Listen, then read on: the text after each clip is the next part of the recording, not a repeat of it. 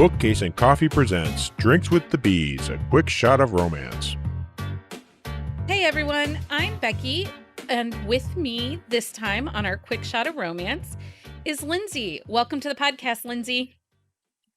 Hey everyone, I'm Lindsey, an avid fan of romance. I have a husband and a rescue dog who are my two favorite beings in all the world. I work in technology and product development, so I can be found de-stressing with a romance and a bourbon Mai Tai quite often. I spend most of my free time outside, hiking, camping, or kayaking. I've been an avid reader since I learned to read books as a child. My parents often had to take books away from me because I would read instead of do my homework. We've all been there. Yeah. A few months ago, I joined Drunk Book Club, aka the girls' night out everyone needs. And here I am. It's such a pleasure to be here. Thanks, Becky. I'm so excited to have you. Okay, and the whole thing about having your books taken away from you. As a mom, I will never forget the first time that I had to take my child's library books from her so that she would get her schoolwork done because I caught her reading instead of doing her math. And I was like, girl child, I'm taking the books. I had to take her books and her ukulele so that she would get her math homework done. So I could totally relate to that feeling. My parents were called into many parent-teacher conferences about, we have a problem with Lindsey. She's reading in class. And my mom would be like, okay, what's the problem? Does she answer when you call on her? And they're like, yeah, she knows the answer. And my mom's like, so what do you propose? And they're like, well, she needs to stop reading in class. And my mom was like, well, she knows the answer. Nope. I could totally relate. And I was totally the kid that stayed up all night long. I'll never forget when I first found romance, hiding under my blanket with the flashlight reading, because I had kind of snuck them from my mother's bedside and I didn't know if I was 14 reading Jude Devereaux. I didn't know if I was supposed to be or not, but I wasn't asking permission. I was just reading. So anyway, on this episode of A Quick Shot of Romance, we are reviewing Happily Letter After by V. Keeland and Penelope Ward. The synopsis from Goodreads. My love story all started with a letter. Only it wasn't from the man I'd eventually fall in love with. It was from his daughter, a sweet little girl named Birdie Maxwell, who'd written to the magazine that I worked for. You see, once a year, my employer fulfilled a few wishes for readers. Only that column didn't start up again for months. So I fulfilled some of her wishes myself. It was harmless, so I thought, until one day I took things too far. While anonymously granting yet another of Birdie's wishes, I got a look at her father, her devastatingly handsome, single dad father. I should have stopped playing fairy godmother then. I should have left well enough alone, but I just couldn't help myself. I had a connection to this girl, one that had me acting irrationally, like showing up on their doorstep. So this was released on October 20th of 2020. The tropes are single dad, mistaken identity, and widower. And I would say the steam level on this one is about a 4. There's some pretty good sexy scenes, some heavy flirting. But this is low angst, I would say. I mean, I guess there was some angst, but it wasn't crazy over the top angst. At least I didn't think so. It felt like real life angst. Okay, so let's dig into this. So the main two characters in the story are Sadie and Sebastian. Sadie works for a women's magazine, and at Christmas time, they have a Dear Santa column that she oversees and grants wishes.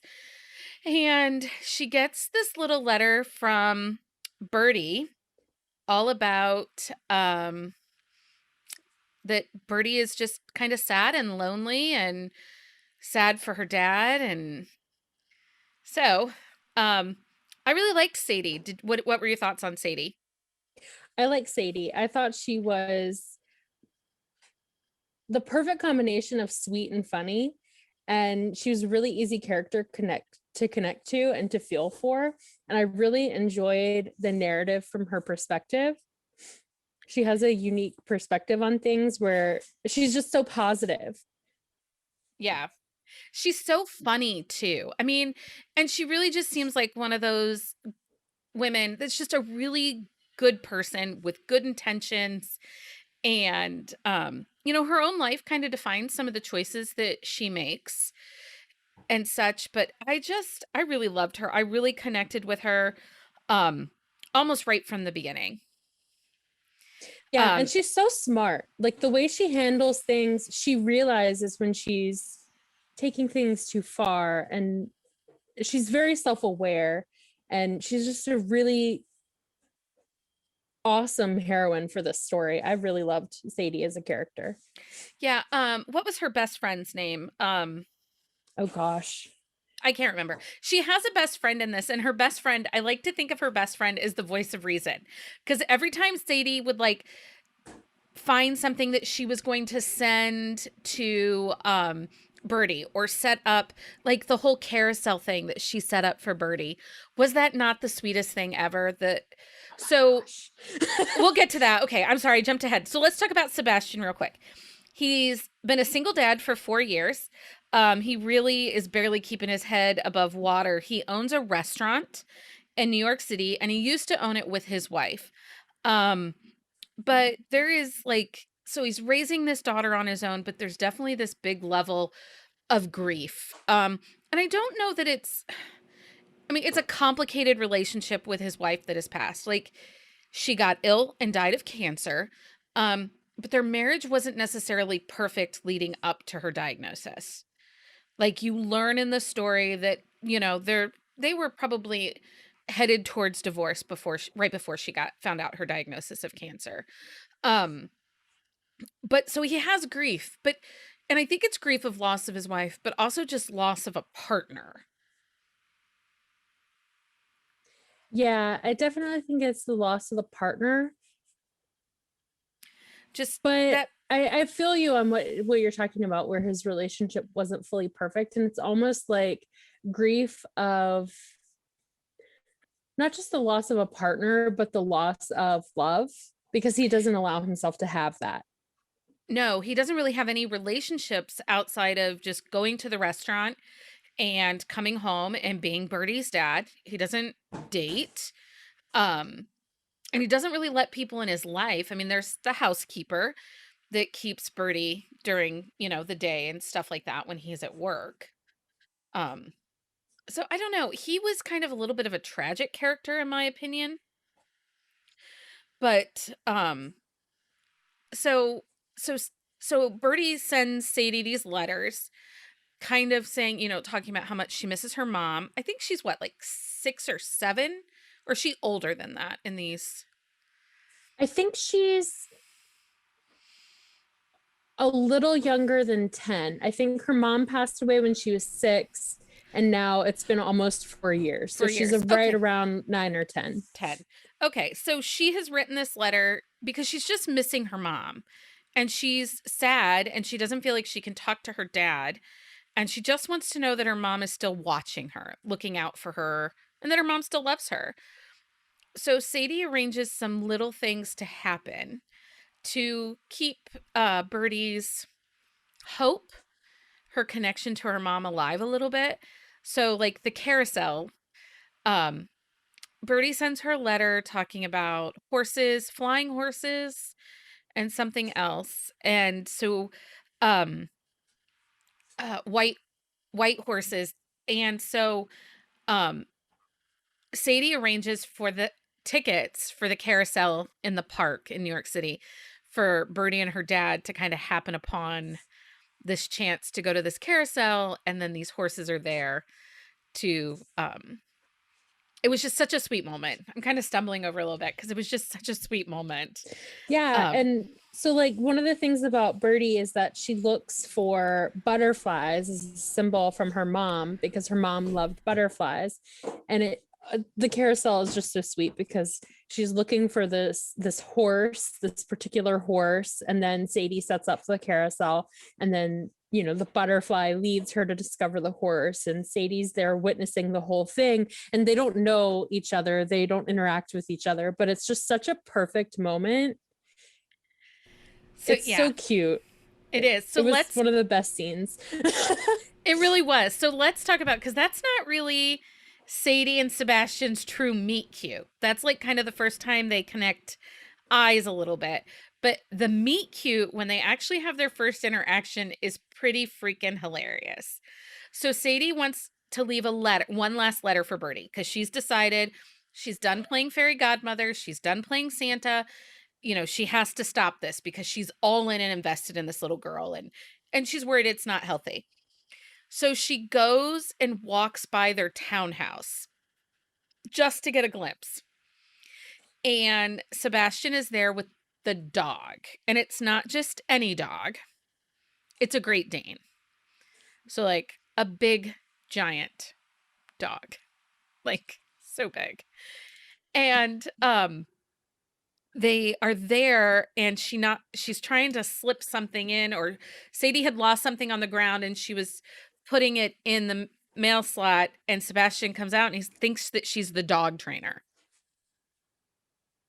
And it's such a funny moment. I think that was one of the best meet cutes I read last year. Yes. And then just the dog itself is hilarious because he adds such a level of humor to the story, but also the dog is entirely a result of Sadie's meddling, and it is just a hilarious amount of chaos unleashed on these people's lives that they are not prepared for at all.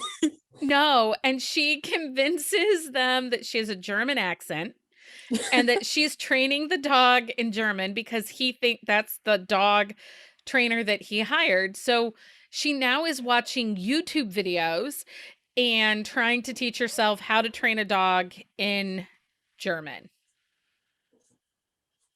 Anyway, it's pretty funny. I thought so. So this book has like there's a lot of emotions in this book. So let's talk a little bit about the emotions of the book. Like there's obviously some very funny moments where you're kind of giggling and laughing out loud. But then there are these like big sad moments. Don't you think? Yeah, it's the comedy keeps it from being angsty on a high level, but the sad moments, there's a lot of heavy feels, and the way that they ebb and flow between those really heartfelt moments and then the very funny moments, it perfectly fluctuates so that it never feels too heavy. Because the one of the common themes of the book is loss and overcoming loss. And I wrote down a quote about it that I think perfectly describes the spirit of the book. Our hearts are made up of all the different broken pieces that belong to others, and when we find the right one, they show us how they can all fit together again. And that is just quintessentially the essence of the story and what Birdie, Sadie, and Sebastian are for each other. Yeah, I mean, that is exactly it. It was like heart fitting pieces together, their hearts were not whole.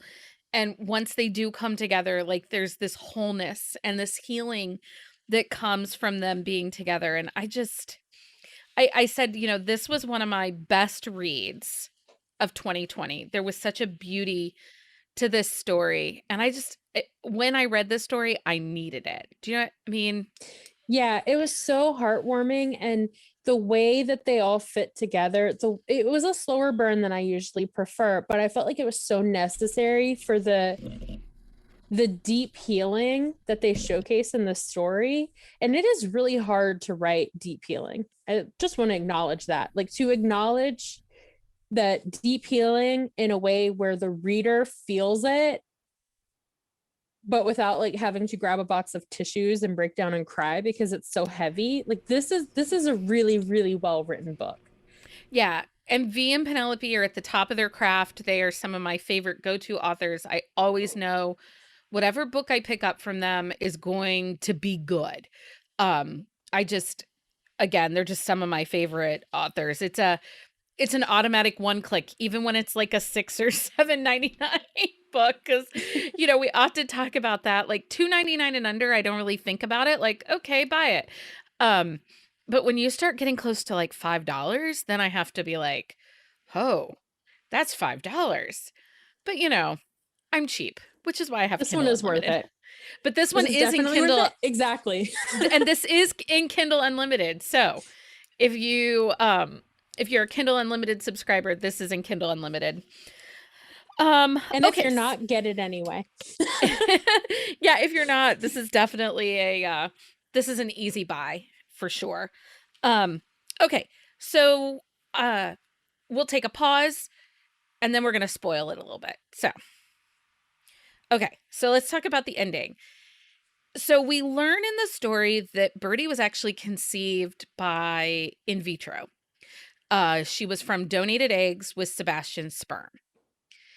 And it kind of comes out in the wash that they were Sadie's eggs that were donated to Birdie's mother. Did you see that coming? Yes, I did. And I know we've talked about this before, how I feel about epilogues. I do Yeah. not, and this was one of my favorite epilogues ever because of the way they handled that. Really? Because it was not like, oh, we're pregnant, or oh, here's the proposal, or oh, here we're getting married.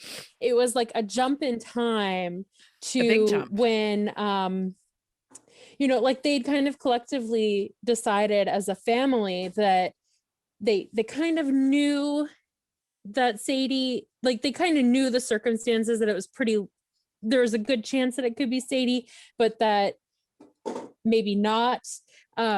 But there was a decision that they left up to Birdie, and they kind of left it up to fate. And then in the epilogue, fate just sweeps in and clarifies exactly who Birdie is to Sadie in the biological sense. And it's just so well done.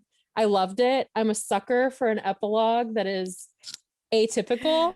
And this just, oh my gosh. I was so happy. This was very atypical. Yeah, for sure. This was very atypical, because we had a huge jump in time, and it didn't necessarily put neat little bows on everything, but it answered questions and rounded out the story, I would say. It was perfect. It was so perfect. It was very well done. Okay, so now for those who are listening in the last couple quick shots, we have started doing a thing where instead of giving everything a rating, because I really hate the book rating system, we are now just talking about this specific book. Did you like it? Would you recommend it? Who would you recommend it to? So let's start there. Lindsey, did you like the book? I did. I liked the book a lot. I absolutely loved Birdie. She was so adorable, and her relationship with Sadie it just made the book for me. I'm a sucker for a story that includes dogs because I'm a dog mom. I'm obsessed with dogs. And the comedic elements between Marmaduke and Birdie's shenanigans are laugh out loud funny. It was a little slower burn than I prefer. I think I mentioned that already, but it was really necessary for the relationship development, and everything in this book was just so well written. It was definitely a book that I will read again for sure, and I would highly recommend it. Yeah, I loved this story. I keep telling people to read it. I'm a sucker for a book that has a kid and a dog in it too. So I just think they add a level. I think that they help move the story on. I think that they help in the end with character development, but mostly just it keeps the plot engaging because you just don't know what's going to happen next. Kids can throw kind of a wrench in everything. So who do you think would typically like this book? Who is this book kind of for? Honestly, I think any fan of romance would enjoy this in some way. If you like angstier reads and you just need a break from the norm, this is a really good palate cleanser. If you're fans of a slow burn, this is definitely for you.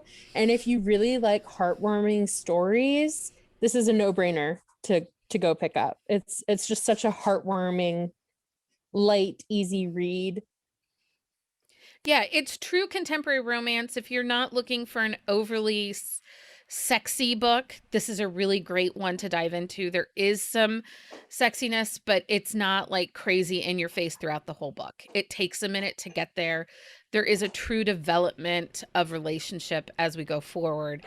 And the story does fit. So if you like contemporary romance and a little bit of side funniness to it, this is, because this, I wouldn't say this is complete rom-com. This is not, because there is these big sweeping emotions in the story.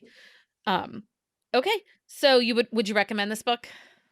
I would definitely recommend this book, especially if you're a single mom who's in the car a lot with your kids. It's not overly salacious to where it's perfect audiobook for the car with the family.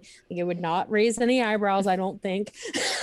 No, probably not. You're right. Yeah. I mean, I think this is it's just really good. And so It is. this is definitely one that I would tell people to read. If someone came to me and said, I just want something that feels good, not too steamy, I'd be like, check this one out. This is delightful. And the fact that it's in Kindle Unlimited totally makes it a win. Yes. Well, Miss Lindsey, thank you so much for joining us on this quick shot of romance. Cheers until next time. Cheers. Find us on Instagram at Drinks with the Bees or on Twitter at Bees Drinks. If you like the podcast, please leave a review. If you'd like to support us directly, join our Patreon and receive exclusive content only available to Patreon members. Check out bookcaseandcoffee.com for our on-the-shelf show notes.